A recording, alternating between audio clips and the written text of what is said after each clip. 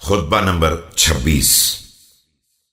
आप अलैहिस्सलाम के खुतबे का एक हिस्सा, जिसमें बेसत से पहले अरब की हालत का जिक्र किया गया है और फिर अपनी बैत से पहले के हालात का तज़किरा किया गया है। बिस्मिल्लाहिर्रहमानिर्रहीम।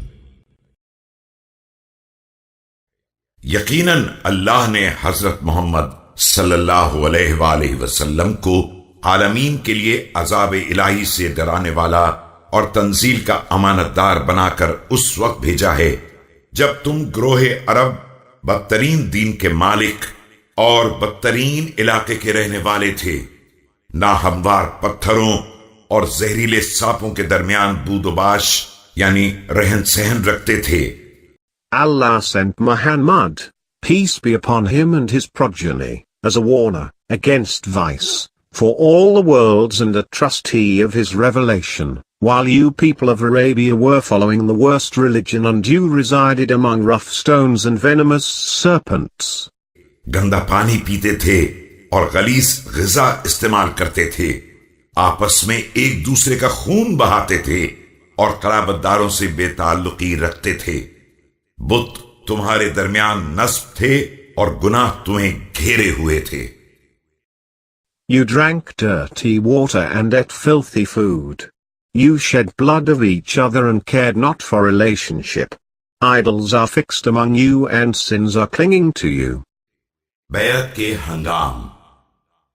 मैंने देखा कि सिवाय मेरे घर वालों के कोई मेरा मददगार नहीं है, तो मैंने उन्हें मौत के मुंह में देने से गुरेज किया और इस हाल में चश्मपोशी की कि आंखों में खसो खाशात थे। मैंने खम गुस्से के घूंट पिए और गुलू गिरफ्तगी और हंजल से ज्यादा तल्ख हालात पर सब्र किया। I looked and found that there is no supporter for me except family, so I refrained from thrusting them unto death. I kept my eyes closed despite motes in them. I drank despite choking of throat. I exercised patience despite trouble in breathing and despite having to take sour colocynth as food. याद रखो, अमरे आस ने माविया की बैत उस वक्त तक नहीं की जब तक के बैत की कीमत नहीं तय कर ली। खुदा ने चाहा तो बैत करने वाले का सौदा कामयाब ना होगा और बैत लेने वाले को भी सिर्फ रुसवाई ही नसीब होगी। लिहाजा अब जंग का सामान संभाल लो और इसके असबाब मुहैया कर लो कि इसके शोले भड़क उठे हैं और लपटें बुलंद हो चुकी हैं। और देखो, सब्र को अपना शियार बना लो कि ये नुसरत और कामरानी का बेहतरीन जरिया है। He did not swear allegiance till he got him to agree that he would pay him its price.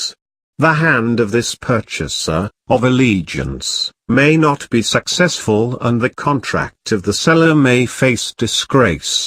Now you should take up arms for war and arrange equipment for it. Its flames have grown high and its brightness has increased. Clothe yourself with patience, for it is the best to victory.